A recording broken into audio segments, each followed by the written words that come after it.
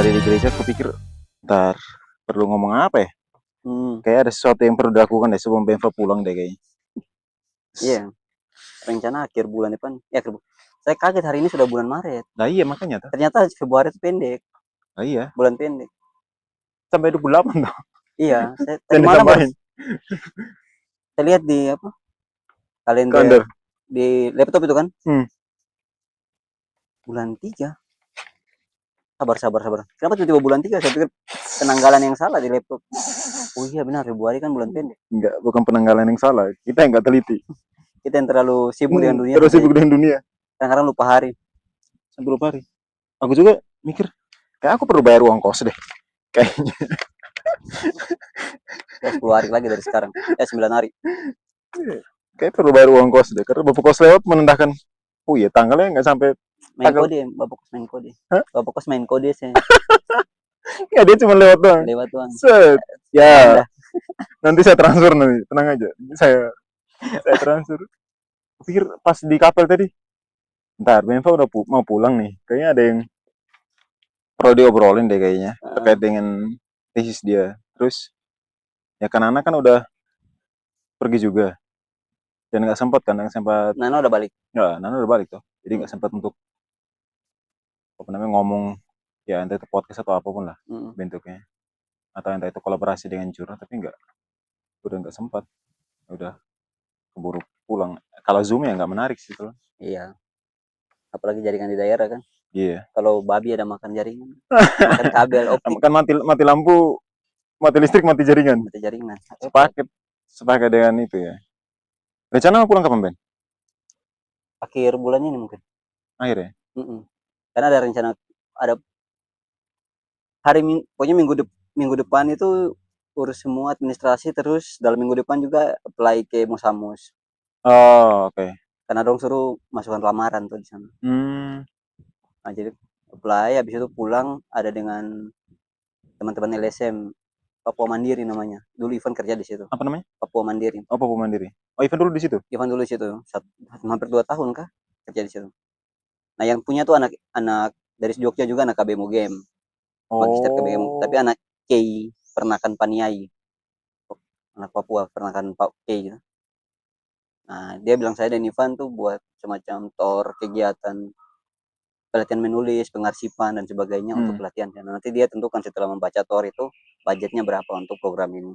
Oh. Nanti saya dan Ivan itu menjadi kepala program di situ, Di sana atau di sini? di Merauke. Di Merauke sana ya. Karena saya yang balik duluan, jadi nanti saya yang jalankan dulu. Nanti sesuai, kita tinggal deal-dealan harga saya sebenarnya. Habis Hmm. ya paling besok lah, besok mulai buat tornya. Saya bilang dia mungkin hari Jumat minggu depan baru saya kirim, karena minggu ini masih buat artikel itu Yang untuk ini, untuk prodi ya? prodi, sama ada tulisan sama Simutapi juga ya. Oh, yang kemarin itu, yang sama Dika? Ya sama Dika, sama Ivan. Ya bilang mungkin Hmm. harus Jumat depan baru saya kirim, Jumat atau Sabtu tornya. Nah, jadi sambil pulang tuh sudah ada kerjaan, bisa nyambi sambil tunggu Iya, panggilan. yeah, bisa nunggu sambil ini, nunggu progres dari lamarannya. Karena kalau di sini tidak ada apa, tidak ada kerja tapi pengeluaran terus, Iya, dan hancur. lumayan gede soalnya. Pengeluarannya menurutku gede.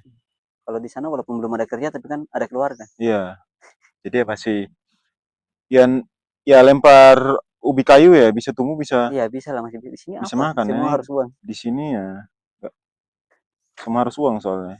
Nah itu sih. Ya ubi kayu aja kita harus keluarin uang. Hmm. Ya entah itu 2.000 atau ini ya, ada 2.000 atau 1.000 ya. Jadi rencana akhir bulan ini. Karena rencana kalau program itu ACC berarti mulai berjalan bulan depan.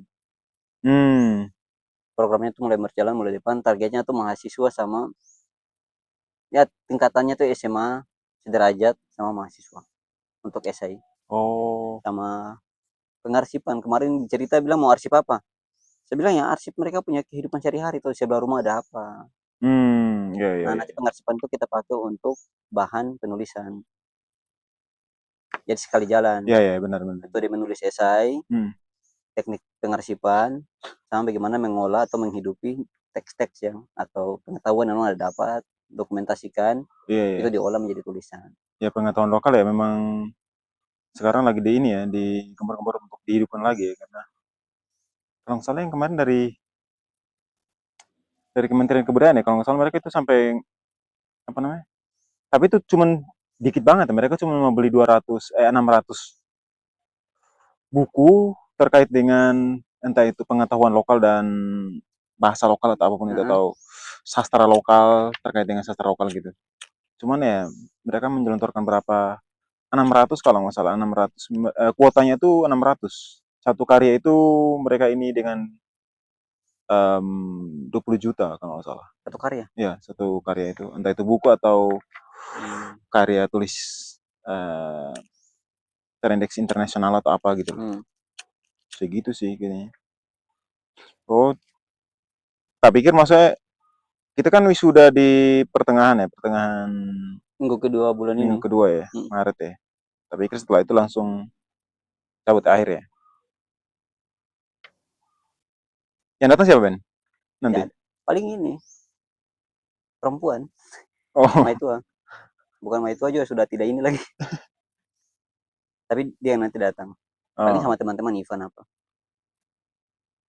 Berarti yang dari sana Tidak ada. tidak ada ya? Biaya sih ya, Mahal. ongkos nombok ya. Saya juga, udahlah, kalian udah di rumah aja. Hmm. Tidak Tahu bisa udah. ini. Tidak bisa mama tua saya yang datang. Harus dua-dua. Kalau Iya, tidak sepasang ya. Kalau tidak nanti perang. ribut ya. Ya sepasang kan ya 20 juta lah siap. Iya Hitung sih. belanja apa. Iya, belanja. Karena mereka kali jalan kan ya taruh saya 10 kotornya. Iya, 2 orang. 2 orang. Ampun lagi belanja, jalan-jalan, Selesai. makan segala macam. Ya itu minimal 20 lah siap untuk. Itu price itu 20. Iya, iya. Udah itu udah ngepres banget itu. Karena kan om pasti di sini beberapa hari sebelum wisuda kan tidak mungkin Iya, iya. H-1 atau Belanja dan lain sebagainya. nah itu. Paling habis wisuda masih jalan kayak waktu saya satu tuh. 1 minggu di Jogja masih kebeliaran kemana-mana. Menjadi apa rahib Arabi untuk ke Semoga Maria. Nggak, kalian nggak sekalian ke Rawasan yang ke pertapaan Okso sana? Tidak. Pokoknya Jogja se-Jawa Tengah lah. Semoga Maria didatang. Ya dong pikir satu hari itu mungkin bisa lewat semua. Saya bilang kalau Iya. dapat 2 saya itu sudah luar biasa kalau tidak macet. Dan kalau kalian punya stamina kuat. Iya, jaraknya nggak dekat soalnya, macet juga kan. Apalagi kalau mereka datang kan ya selalu weekend.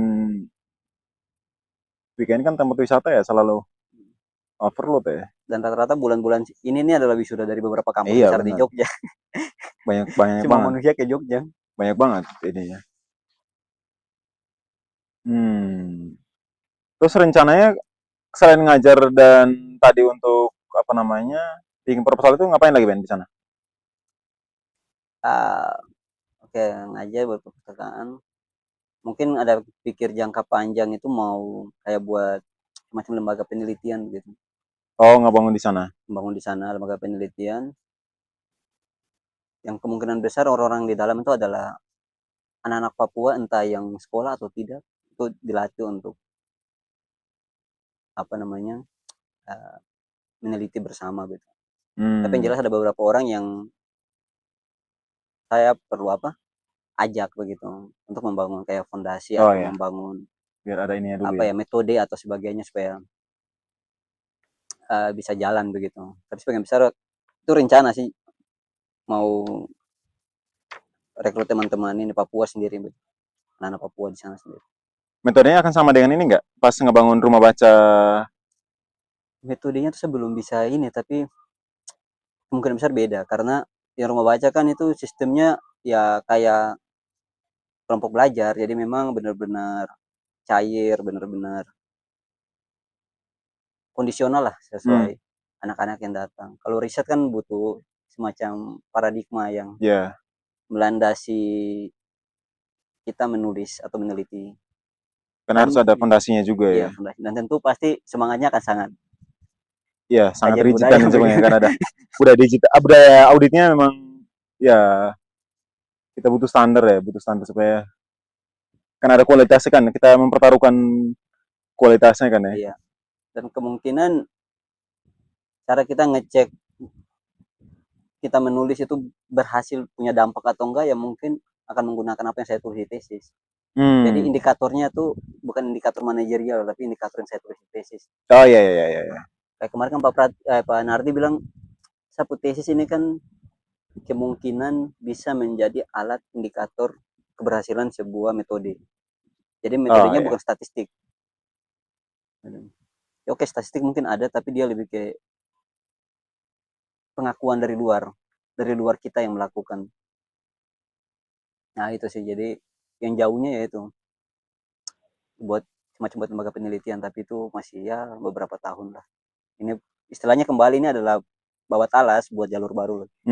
Kembali dulu metode dan yang lain menyesuaikan,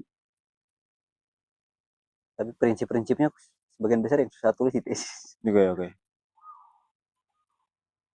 Ya, karena aku pikir apakah akan sama dengan rumah baca, karena ya tesis kan berangkat dari sana. Kalau diaplikasikan ke lagi, apakah akan sama atau tidak ya? Ternyata enggak ya. Waktu ngebangun yang rumah baca, itu tuh butuh berapa tahun untuk sampai benar-benar kayak akhirnya anak-anak enjoy. Kalau untuk bangunnya sebenarnya 1 tahun, 1 tahun. Dengan siapa aja? cuma berdua sama Tino yang dari Malaka, Oh, dari Melaka sama ya? ya kan ex frater dari seminari Fajar Timur atau Jayapura. Hmm. 1 bulan tuh sangat cepat karena saya dan Tino itu kan istilahnya guru. Oh, Tino oke. di SMAK Santa Maria, saya di Santo Yosep. Modal itu yang kami pakai untuk mengajak apa istilahnya teman-teman untuk bergabung di rumah baca. Oke. Itu tuh ada range umurnya atau dibebaskan siapa aja mau membaca datang bergabung untuk membaca? Bebas, sebenarnya semua, siapa saja, bahkan dari latar belakang politik semacam apa ya terserah datang. Tapi ada satu prinsip yang di rumah baca tuh nggak bisa atau tidak bisa dinegosiasikan, yaitu tidak boleh ada orang dari luar atau apapun yang mengintervensi sikap. Jadi sikap kami itu ya tidak menerima bantuan dari siapapun. Oh, oke.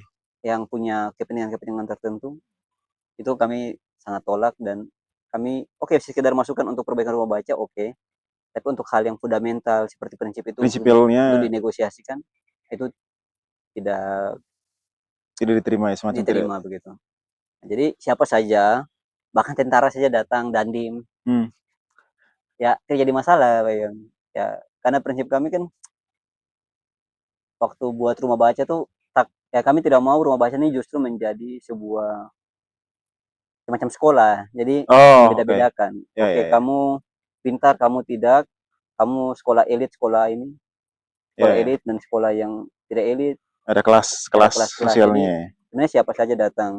Tapi memang yang untuk bergabung istilahnya dalam tanda petik kayak pengurus, Hmm. pengurus tanpa ada struktur itu, Oke. yaitu teman-teman kebanyakan dari SMAK Santa Maria dan SMA Santo Yosef. Semacam volunteer gitu ya. Ya semacam volunteer, tapi Oke. bukan volunteer juga ya, kayak apa ya bahasanya ya. Ya bolehlah kita pakai volunteer dengan Ya, tanda untuk petik untuk begitu. sementara kita pakai diksi Iya. itu dulu. Jadi memang tidak ada batasan. Siapa saja begitu. Tapi yang memang ikut bergabung dan memang yang punya kontribusi besar untuk menggerakkan rumah baca kan anak-anak SMA ini.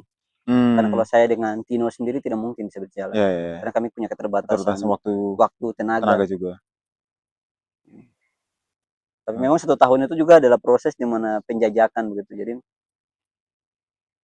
yang rumah baca itu kan ada 6, yang sekarang bertahan tinggal 2. Dulu tuh ada 6 apa 8 titik. Nah selama 1 tahun itu belum ada. Tahun berikut baru ada. Jadi 1 tahun tuh ya saya kemana-mana di seluruh Tanah Merah ya, Bovendigul khusus Tanah Merah tuh saya kemana-mana, seluruh kota. Karena saya punya modal, karena saya dari kecil di situ. Jadi kurang lebih wilayah-wilayah yang orang bilang daerah merah itu pelaku-pelakunya adalah kalau bukan teman saya, anak teman saya begitu. Jadi Ya, aksesnya akamsi gampang. ya, jatuhnya akamsi. Lah, jadi masuk keluar. Jatuhnya jadi akamsi ya. Jadi semua tempat itu tempat-tempat 6 apa 8 itu adalah wilayah-wilayah yang adalah basis orang Papua. Yang dimana tingkat kejahatan sangat tinggi di situ. Ya kalau di Jogja kita bisa dalam tanda petik samakan dengan inilah apa Rawamangun apa Kalicoden. Kalau coret. Nah jadi wilayah-wilayah yang memang di situ anak-anak lingkungan yang memang sangat tidak mendukung, putus sekolah, perkawinan dini, ganja dan sebagainya gitu. Nah, jadi rumah baca itu hadir di wilayah-wilayah seperti itu. Nah, oke oke oke oke. Jadi menurun atau gimana? Karena sisa 2 tadi itu? Apa Atau yang berkontribusinya yang berkurang? Volunteer ya, Mas, volunteer, kata yang volunteer tadi, ya mereka berkurang sehingga itu jadi berkurang atau apa yang membuatnya jadi berkurang? faktor paling signifikan tuh corona covid kemarin. Oh, iya iya iya iya iya iya. Jadi covid itu kan otomatis semua vakum. Iya, lockdown di mana-mana Eh, soalnya. vakum jadi ada lockdown di mana-mana, social distancing dan Iya, sebagainya. iya. Jadi vakum. Tapi kami berusaha tuh, ini buat apa ya?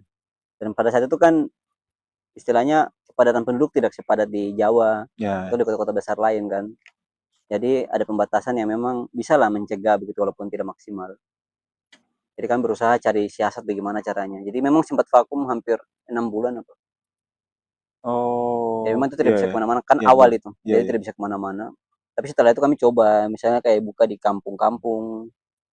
Jadi ada satu kampung namanya Kampung Awan yang ada di saya punya tesis juga. Hmm? Nah di situ kita mencoba untuk kayak membuat rencana awal tuh membuat itu menjadi kampung literasi. Hmm. Kayak role model kampung literasi yang nanti harapannya mau ditawarkan ke Pemda. Oh, oke. Wah, Itu menarik. rencana awal. Tapi kan akhirnya karena bermasalah kan waktu itu. Nah itu saya tulis di tesis juga. Karena ternyata banyak anak yang kami damping ini sudah dulu di kelas 6 SD, tidak bisa membaca. Tapi kami tanya kenapa? Kenapa kok tidak bisa membaca? Waktu saya dengan dia secara khusus Hmm. belajar, kita dua sendiri, dia bilang, oh apa yang cerita? Dia cerita banyak hal. Dia bilang, saya tidak bisa membaca. Guru-guru bilang saya bodoh, jadi saya tidak bisa membaca begitu. Nah jadi seperti itu dong bicara. Pokoknya stigma negatif Iya lah. iya. Oke, jadi kita mulai buat pendampingan selama 6 bulan. Ternyata dia bisa mengeja begitu. Nah ternyata apa namanya dia bisa membaca itu justru menjadi masalah di guru-guru. Hmm. Jadi orang tua justru bilang, oh, banyak orang tua yang antar anak ke situ. Ya. Waktu kita belajar di tempat belajar di depan halaman gereja, punya gereja Katolik terus di halaman ya biasalah halaman yang sangat luas begitu. Oke. Nah di depan situ kita belajar di teras. Kalau tidak hujan maka di halaman besar Alam itu kan besar. rumput juga. Nah, orang tua bilang ya mengajar seperti ini. Kalau di sekolah guru-guru kasih tugas. Ini orang tua yang bilang Ya. guru-guru kasih tugas. Tapi don tidak tahu kalau anak ini tidak tahu membaca. Bagaimana dia bisa kerjakan tugas kalau dia tidak tahu Bukan membaca? terima beres ya. Nah, itu terima beres. Nah, terus mungkin saat itu saya mungkin masih labil ya. Masih labil cepat emosi. Jadi langsung tulislah di status di Rumah Baca Digul. Di Oke. Facebook. Tapi itu memang mengutip pernyataan orang tua. Nah, guru-guru, kepala sekolah itu tersinggung. Jadi pokoknya habis setelah status itu beberapa hari setelah itu dipanggil saya dan Tino. Hmm. Sama ada teman dari Atambua yang juga belakangan gabung di Rumah Baca. Namanya Daniel. Dia dulu pendidikan sejarah di Brawijaya di Malang. Oh. Nah, kita ketemu punya marah, lu marah. Tapi lu mengaku betul, masyarakat bilang begitu. Saya dalam hati, kalau masyarakat bilang begitu kenapa kalian marah? Iya, kenapa marah? Kan harusnya memperbaiki ya. Nah, cuma kan ini masalah apa? Evaluasi. Masalah harga diri mungkin Ya ya. betul betul. Dan juga soal, saya lihat lebih jauh dari itu masalah apa sistem di Bovendigul yang kok jadi guru tuh sangat gampang begitu. Jadi Hmm. saya biasa bilang orang mau jadi PNS di Bovendigul khususnya, Hmm. pergi saja ke Papua atau di ke Bovendigul. Kok bisa dapat masuk ke PNS gampang-gampang dengan cara kok pilih tempat tugas yang paling jauh. Oke. Karena kebanyakan orang tidak mau ambil tempat tugas yang jauh di pelosok misalnya, Oh iya iya iya, lebih gampang ya. lebih gampang. Dan Kalau di peluangnya kan lebih besar ya, besar, demandnya. kalau di kota orang akan berebut. Iya, karena kan udah banyak tuh. Orang biasanya akan milih ambil yang jauh. Yang sekarang itu susah. Hmm. Pilihannya itu sangat susah. Nah, ambil yang jauh, tapi masalahnya bukan di situ. Iya iya iya iya. Mereka ambil yang jauh, tapi setelah mereka masuk resmi terima jadi PNS, mereka akan membangun kedekatan dengan bupati untuk minta surat tugas. Minta tugas Oh, untuk pindah ke sekolah yang dekat dengan kota. oke. Jadi secara nama di pusat Jakarta, itu namanya terdaftar di sekolah A di kampung A. Tapi mereka ada di kota. Jadi pindah tugas. Oh, Jadi oke, mereka oke. akan tetap dapat insentif Di apa yang disebut di TDP. kampung ya. Iya, mereka dapat itu, hak-hak itu didapat, tapi mereka tidak ngajar di kampung, Iya, yang ngajar secara beban kerja udah di kota, di kota. bukan Jadi lagi di pelosok. pelosok. Jadi yang di kampung itu yang justru anak-anak honor, Oh iya iya misalnya iya. yang mungkin SPD, Ya, yang P3K lulusan atau sekolah apapun guru itu atau namanya. P3K atau anak SMA yang tidak lanjut sekolah tapi bisa untuk sekedar membantu baca tulis, itu di situ. Nah, dan di sekolah itu persis itu yang terjadi, banyak nota tugas. Oke. Jadi saya tahu dari mana, waktu masuk kan di dalam kantor tuh kan ada bagan, Bagan ya, Bang. daftar nama guru. Struktur Nah, struktur, organisasi sekolah ya. golongan, Iya. masuk kapan. Di situ saya lihat keterangannya, nota tugas, nota tugas, nota tugas, nota tugas. Nah, jadi maksudnya sistem di Bovendigul itu memungkinkan orang untuk melihat profesi guru ini sebagai sesuatu yang saya biasa sebut itu bisnis. Jadi Ah, iya iya. Betul. batu loncatan juga untuk orang nanti pada kedepannya akan mencalonkan diri menjadi DPR misalnya, Oh wow, menarik karena ya. punya masa kan. Iya iya, menarik ya, menarik. Dan itu terbukti banyak kasus guru-guru yang tua, ya maksudnya guru-guru lama di Bovendigul, sekarang banyak yang jadi anggota DPR Bovendigul. Wah, sebuah loncatan yang tidak ini ya. Iya, Loncatan yang sangat luar biasa ya, karena dari guru loncat ke dunia politik. Jadi politisi itu dan lebih parahnya kan kebanyakan tidak oke, maksudnya bisa lah pejabat naik tingkat, naiknya ke sebuah wilayah yang ranahnya sama dengan selama ini ya ada yang basicnya lah. kerjakan. Iya, misalnya pendidikan, menteri pendidikan. Apa misalnya eh, kepala dinas pendidikan. Hmm, Oke, itu sudah baik kan? ya, Karena pengalaman dia selama berpuluh-puluh tahun mengajar. karena latar belakang dan lain sebagainya. Tapi kalau kayak DPR buat apa? Maksudnya saya kadang-kadang bingung. Iya ya, Gitu. Dengan mungkin bidang apa eselon yang memang dipunya kerja itu tidak mungkin jauh dari kebijakan-kebijakan itu pendidikan. sebelumnya ya. Nah, Nah itu. masalahnya kan kalau di situ kan berkaitan dengan kebijakan toh. Mm-mm. Nah, itu tuh Nah, tapi persis di situ menjadi masalah kan saya biasa lihat itu. Karena pada akhirnya ya masuk itu hanya untuk ini dong kejar insentif, kejar tunjangan dan tidak ada perbaikan yang signifikan untuk pendidikan di sana. oke. Nah, jadi saya lihat masalah itu dengan konflik dengan guru itu saya lihat sebagai bukan konflik antar saya sebagai pengurus rumah baca dengan mereka guru-guru, tapi Dengan ya sistemnya. dengan sistemnya dan kita yang sedang baku marah ini, saya dan guru-guru ini adalah korban yang diadu saja sebenarnya. Iya, Cuma kan dong mungkin belum sadar gitu. oke. Itu jadi dari ya itulah sebenarnya singkat cerita kembali ke kampung itu. Setelah kejadian itu ternyata saya pikir sudah selesai. Ternyata dong suruh ada pokoknya ada anak-anak muda tiba-tiba mabuk di situ, Hmm, terus mengancam teman-teman yang mengajar di situ, di rumah baca. di kampung Oh, itu, di kampung ya? bawa parang, bawa apa. Oh, Jadi saya pikir ya sudahlah kalau begitu kita keluar saja dari kampung daripada ada korban. ya ya. Karena kalau ada korban, masalahnya semakin besar, Iya, betul. begitu. Dan selama menjalankan rumah baca kan memang saya tidak mau kasih kesempatan untuk orang-orang dalam tanda petik punya kepentingan tertentu untuk masuk ke Iya, dalam rumah baca nih. Makanya saya bilang menarik diri itu lebih aman. ya ya. Nah, Daripada kita mengorbankan nyawa dan lain sebagainya. iya. Jadi itu apa yang kalau tadi kau tanya menurunnya kenapa ya karena COVID itu salah satunya. Oke. Apakah itu dengan latar belakang kayak tadi karena ya ada korban dari sistem, apakah itu jadi latar belakang untuk ngomongin tesis? Sehingga ngangkat tesisnya Hmm. tentang rumah baca. Ya jadi sapu tesis itu kan klaim itu eh, klaim tesis itu rumah baca ini ada atau hadir di Boven itu untuk mengintervensi praktik pembentukan pengetahuan. Oke. Jadi pengetahuan masyarakat yang selama ini terbentuk oleh sekolah Hmm, atau oleh media atau oleh apapun itu, oleh gereja, oleh LSM, ya kan makanya sampai kata kekuasaan bukan kata oke. negara begitu. Itu pengetahuan yang saya lihat itu bermasalah begitu dan memang harus diganggu diintervensi. Oke. Dan pengetahuan itu yang membentuk saya dari kecil sampai besar begitu. Eh, Pengetahuan semacam apa misalnya di tesis itu kan yang saya paling soroti sekolah tentu saja begitu. saya pakai kata kekuasaan untuk istilahnya lebih longgar lah ketika oke. menyebut pengaruh gereja atau LSM tuh. Ya, oke. Tapi dalam tesis itu memang porsinya di bab 2 itu saya bahas soal sekolah itu sebagai mesin alienasi psikologi. Nah, itu saya pinjam dari istilahnya apa Frans Fanon. Oke.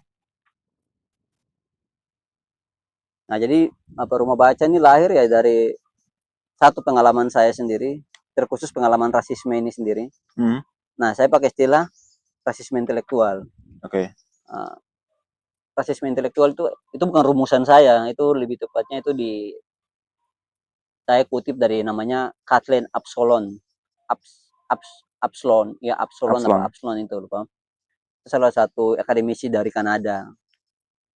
Itu dia bicara soal masyarakat adat di Kanada. Nah, jadi saya lihat bagaimana stigma-stigma seperti bodoh, nakal, tidak punya masa depan itu sangat dekat dengan anak-anak Papua. Hmm. Khususnya secara khusus di Merauke atau Di di Digul? Bovendigul ini, Oke. Tanah Merah. Nah, tapi anak-anak Papua yang saya maksud ini bukan yang biologis. Oh, Jadi anak-anak Papua ini adalah, nah di tesis itu saya buat catatan kaki. Apa tuh anak Papua begitu? Anak Papua itu yang mereka yang dicap tidak punya masa depan, nakal, bodoh berdasarkan karakter tertentu. hmm, Jadi, misalnya saya bukan anak Papua, saya orang Kei. oke, betul. Tapi karena saya masuk dalam kategori karakter yang tidak punya masa depan, misalnya nakal, Oke. tidak istilahnya bertingkah laku atau berpikir di luar dari standar umum Ya, atau betul. pengetahuan umum atau sebuah kesepakatan bersama yang ada di masyarakat. Masyarakat. Kalau kau keluar dari kesepakatan itu, maka kau dianggap orang yang tidak punya masa depan, tidak pintar, atau Hmm, bodoh, nakal. Nah itu. Jadi pengalaman-pengalaman semacam itu yang akhirnya saya lihat membuat teman-teman ini ya sudah, kan saya sudah dicap nakal, saya nakal betul sekalian. langsung nyebur aja Iya, sekalian ya. nyebur saya sekalian. Ya kan banyak banyak Iya, yang pikir kayak begitu kan. iya, Jadi, nah saya itu bersyukur karena akhirnya saya punya sedikit apa privilege untuk keluar dari sana dan datang ke Jogja, dan kebetulan di Jogja mendapat lingkungan yang sangat mendukung untuk belajar. oke, ya, ya. Saya itu, iya ya, saya mengiyakan juga karena lingkungan memang kerasa ya, Hmm. kerasa juga. Dan di rumah S1 di sini toh? Ya, satu di S1 sini. di sini ya? Hmm. Berarti dari Masuk tahun 14. 2015 ya? Tapi lulus 18. SMA 2013. Oh ya, sama kita. 2013 tapi kerja di kelapa sawit. Jadi buruh. Sama kita. Saya juga 2013 tapi ketahan setahun dulu Hmm. karena harus ikut formasi dulu. Hmm. Baru 2014 baru masuk. Berarti lu 2018 lulus, kembali dulu ke sana. 2018 lulus, terus 2019 baru saya sebenarnya sudah lulus 2018 sudah lulus sudah selesai tulis tesis dari bulan Februari atau Maret 2018. Skripsi, sorry, saya koreksi. Skripsi. Tapi karena bermasalah sama dosen, jadi hampir 1 tahun saya tidak maju sidang. Hmm. Saya diminta maaf dulu. Dan saya tidak mau karena tidak salah waktu itu. Itu masalahnya soal perdebatan soal Pancasila itu asli Indonesia atau tidak.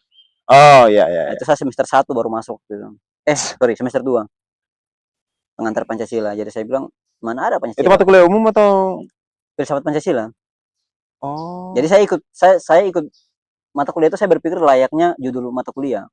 iya ya. Filsafat Pancasila, bukan doktrin Iya, Pancasila. karena ada Pancasila juga. Karena Ada yang pengantar Pancasila. ada pengantar Pancasila, betul. Itu semester 1 tuh. Iya, ya. Semester 2 nanti filsafat Pancasila. Pancasila. Oh, diperdalam di ini ya, Iya. diperdalam di Jadi saya selama ikut kelas itu, saya paradigma yang terbangun tuh ya ini filsafat. Kita tidak bicara soal doktrin. doktrin. Ya, karena Nah, itu iya, ya, kita benar, berdebat benar. panjang soal dosen pada saat itu. Kaprodi juga kebetulan dia punya otoritas untuk menandatangani kami boleh sidang atau tidak. Akhirnya tertahan. Baru sidang itu bulan April apa Mei Hmm, 2019. Terus wisudanya bulan September. iya, iya. Nah, setelah Oh, itu langsung saya masih urus administrasi, tunggu ijazah semua. November itu balik. oke. Berarti di sana dulu, setelah itu baru kembali ke sini 2023 23 ya? 2023 akhir Januari, akhir Januari. 28 atau 29. Sini lagi yang ngambil kajian budaya. Sejak awal memang udah pengen nulis tentang rumah baca atau Iya, sejak awal mau tulis itu. sejak masuk udah pengen ngomong itu ya? Kalau dari S1 tuh sebenarnya kan dulu di S1 saya punya cita-cita tuh mau buat sekolah. Jadi waktu S1 berjalan ya, tapi sebelumnya di S1, sebelum masuk kuliah, Hmm. mau menuju ke sini, itu saya punya cita-cita mendirikan gereja. Woi, Karena kan hampir berapa? Hampir 7 tahun kan di asrama. oke. Dari usia dari kelas 3 SD sampai kelas 3 SD, ya sampai mau 4 tahun. Sampai kelas 1 SMA, mau masuk kelas 2 SMA baru keluar karena buat masalah. Jadi dulu tuh mau datang mau buat gereja. Hmm. Pergi sekolah, pulang buat gereja lah misalnya. Tapi pas Ini bukan sekte lagi, ini bangun gereja dia. gereja. Ya kan karena saya lihat di sana tuh banyak orang yang bangun gereja. Iya, Maksudnya, betul. bos-bos ini bangun gereja. Oke, ini jadi setiap hari Minggu tuh di akhir misa tuh kan pengumuman. Iya. Yang membangun gereja di sini tuh Bapak ini, itu. Atau Oh. dari sini ibu ini. Iya, menarik. Jadi Anda saya mau sampai di bikin sini gereja ya? 1 tahun berjalan.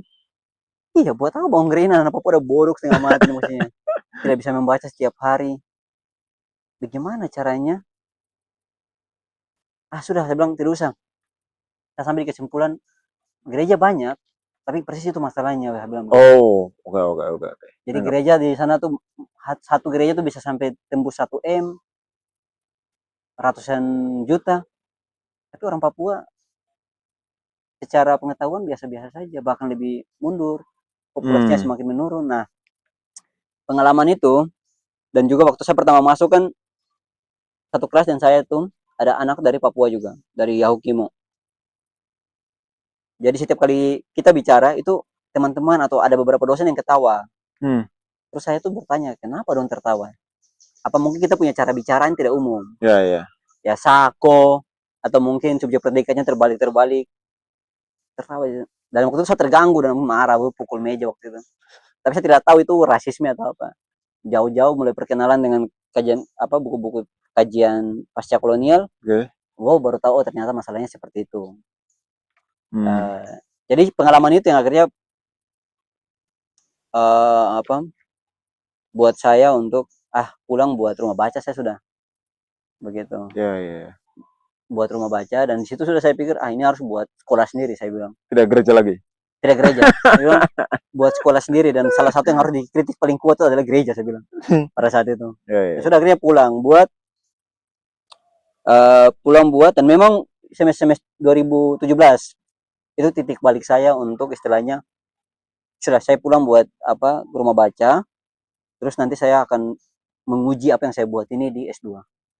Dan S2 yang saya pilih ya kajian budaya. Waktu itu saya sudah pikir kalau kajian budaya tidak tembus, sudah saya akan keluar, saya tidak akan di Indonesia. Kenapa nggak filsafat? Selama saya 4 tahun di sekolah 4 tahun di asrama, memang saya tuh hidup dengan filsafat begitu.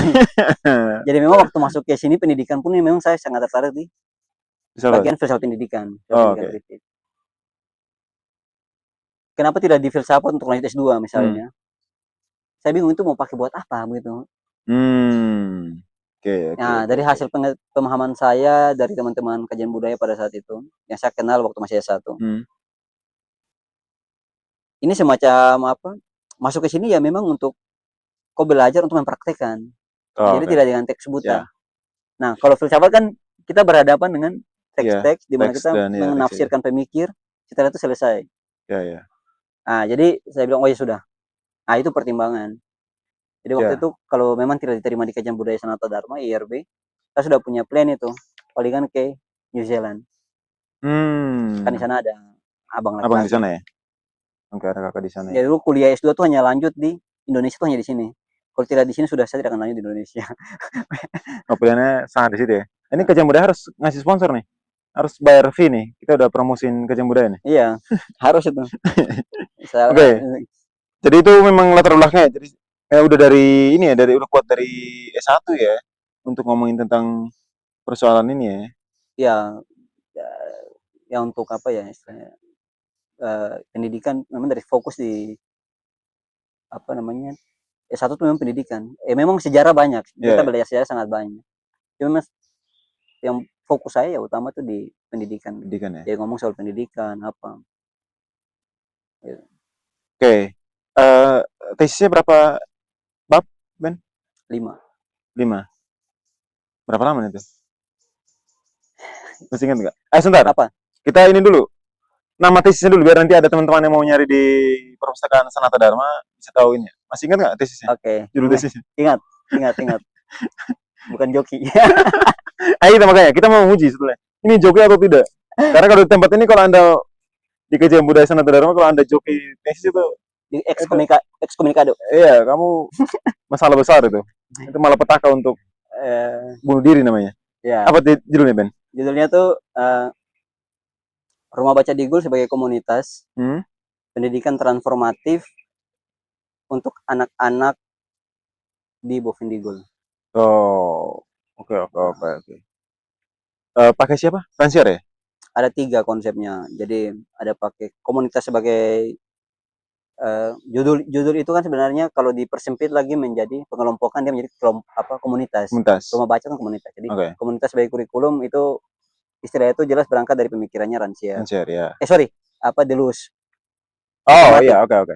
rizomatiknya Deleuze. Prismatiknya dulu. Nah, itu konsep yang saya pakai.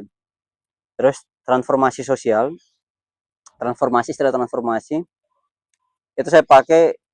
Transformasi kan berhubungan sama gangguan-gangguan ya. Ya. Nah, itu pakai punyanya filsafat pendidikannya Rancière. Oke. Dengan buku utamanya tuh The Ignorant Schoolmaster. Hmm. The Five of Intellectual Emancipation. Nah, itu judul bukunya tahun 91 kalau tidak salah diterjemahkan ke bahasa Inggris. Oke. Terus Satu lagi. satu lagi tuh Frantz Fanon. Oh ya, Panana ya. Buku utama yang saya pakai tuh Black Skin White Mask. Oh, oke. Itu dipakai untuk sebenarnya untuk saya dalam tanda petik mengkritik konsepnya Rancière soal Hmm. will gitu. Oke. Nah, itu. Kalau apa namanya?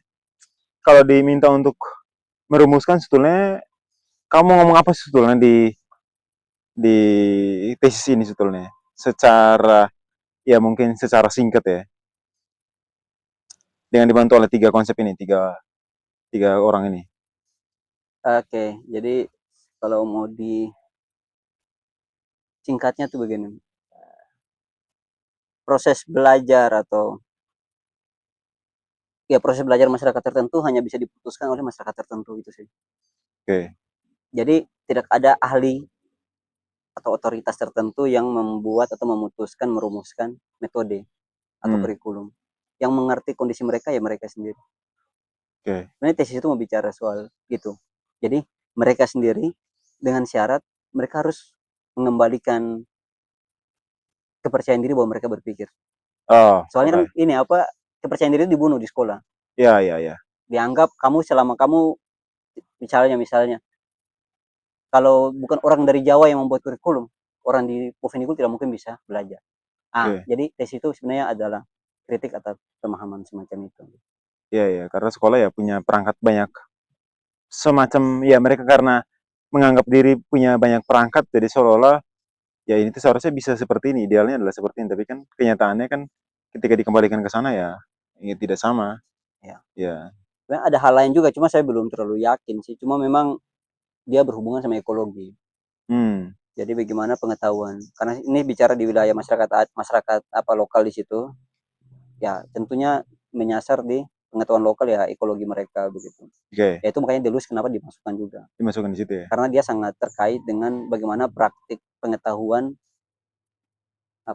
pengetahuan masyarakat di situ Oke. lewat tarian dan sebagainya. Tapi memang itu porsinya tidak banyak saya bahas. Saya lebih bahas Dan soal gerak rumah baca. akan melahirkan subjek yang seperti apa nggak sebetulnya. Iya, Nah, itu. Kalau yang sekolah kan kita udah tahu subjek macam apa yang akan iya, terbentuk kan. bentuk ya. Sedangkan kalau di ini kan ya rizomnya mungkin kebaca ketika itu kelihatan ya kita tidak bisa memprediksi ini akan jadinya Seperti seperti apa. Iya, iya, iya. Bahkan sekarang rumah baca udah tutup. Oh ya? Dan itu keberhasilan, kalau konsep Prism itu berhasil. Iya, iya, Karena iya. rumah baca tutup, tumbuh yang lain sendirinya. Karena transformasi kan sebetulnya. Nah, Dia akan berubah. dia tidak patokan di Iya. rumah baca. Nah, itu. Dia entah itu bubar atau dia itu entah itu berkembang, ya itu Ya. malah jangan stuck di Ya, situ jadi ya. dia rumah baca tidak menjadi apa istilahnya? Tolok ukurnya. Ya, tidak menjadi tulang ukur, tidak menjadi pusat. Iya, iya, iya. Nah, dia tidak menjadi pusat setuju. di situ. Jadi semuanya orang-orang yang dulu di rumah baca bergabung itu kembali ke tempatnya masing-masing, ke wilayahnya masing-masing buat sendiri-sendiri. Iya, iya, iya. Nah, itu sih 3 konsep. Dan yang mau saya mau bilang di tesis dari 100 berapa ya? Dengan pokoknya dengan semuanya Foto. keseluruhan itu 121. Oke, oke, oke, oke. Dari Iya. bab 1 sampai daftar pustaka 121. Kalau dengan dengan cover sampai yang lain-lain ya sekitar 125 Ya, 46. ya. Ya, itu yang perlu ini ya, highlightnya untuk supaya, karena kan tesis kan nggak bisa diakses ya. Saya kemarin nanya Pak Min itu apakah tradisi di luar juga, apakah kayak gitu? Tesis memang nggak dibuka untuk akses untuk umum? Iya, itu tidak akses untuk umum kecuali disertasi.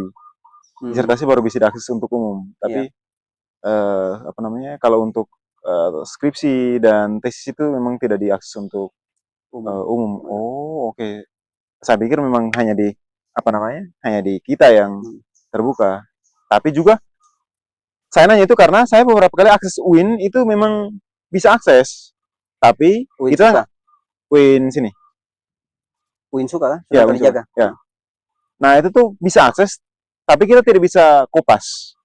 Oke, ya. Jadi dia memang udah teks fisik aja udah. Ya. Ya kita hanya bisa untuk baca dia. Oke, menarik. Dan di print pun dia harus ada apa gitu, ada permintaan apa gitu. Oke, Jadi berarti memang kayak mereka semacam kunci, udah iya, kunci mereka file. kuncinya itu kunci seketat itu soalnya. Aku pikir itu yang harusnya dipikirkan juga oleh perpustakaan ini, karena kalau tidak ya Iya. kontribusinya apa kalau enggak. Saya Nah, malah kenapa mau bikin video ini supaya ya orang tahu juga apa yang kita tulis sebetulnya. iya. Dan apa kontribusinya untuk masyarakat. Jangan-jangan ya nggak ada kontribusinya. Nah, ngomong kontribusi, saya mau nanya ke dirimu. Gimana mengembalikan itu ke sana, Ben? Mengembalikan itu ya dengan cara mempraktikkannya di sana bilang. Oke. Nah, saya akan mempraktikkan kembali. Ya, kayak tadi saya bilang. Ya, tentu saya tidak membawa teksnya, tapi tidak membawa teks. Ya, kalau membawa teks kan orang bisa perang di sana kan. Kalau kita bawa teks orang bisa perang apa sektarian di sana habis ini. Jadi pada apa ya, kalian petik kesaksian. Kalian juga bisa loh, ada orang-orang yang sudah bisa. Tapi dengan syarat. Bukan bisa, ayo berusaha tanpa melihat struktur. Ya. Pahami strukturnya belum. Nah itu. Jadi Okay. itu caranya mempraktekkan di sana. Dan memang banyak PR. Kan tesis itu kritik habis-habisan rumah baca. Oke. Sekaligus saya pikir dulu tuh begini. Daripada saya mengkritik gerakan literasi di Papua kan. Orang bisa emosi saya, orang dendam saya, musuhi saya. Saya kritik rumah baca saya saja. Habis-habisan. Okay. Supaya harapannya itu menjadi pantulan. Ya, semacam ada ini, ada efek ini. Efek dominonya. Jadi di situ kan saya bilang bahwa satu apa ya, proposisi yang saya bangun dalam tesis itu misalnya begini. Gerakan literasi yang terkenal progresif atau gerakan literasi yang kita bentuk sendiri tidak serta-merta atau tidak menjamin kita terbebas dari praktik rasisme intelektual. Yang saya bilang. Oke. Karena bisa jadi kita melakukan sesuatu yang kelihatannya itu progresif, tapi sebenarnya semangatnya sama dengan sekolah formal. Cuma bedanya adalah mungkin bacaannya lebih progresif. Betul. Buku-buku di etalase tuh kelihatan memantik imajinasi, kelihatannya begitu. Tapi ya sebetulnya sama aja. Tapi motif utamanya sama begitu. Dorongannya sama aja. Dorongannya sama. Nah, jadi itu yang saya mau bicara bahwa sekarang pun harus disadari bahwa gerakan literasi itu sama dengan gerakan kebudayaan pada umumnya, itu gampang dikomodifikasi oleh kekuasaan. Dan terbukti sekarang gerakan literasi kan kayak badan amal.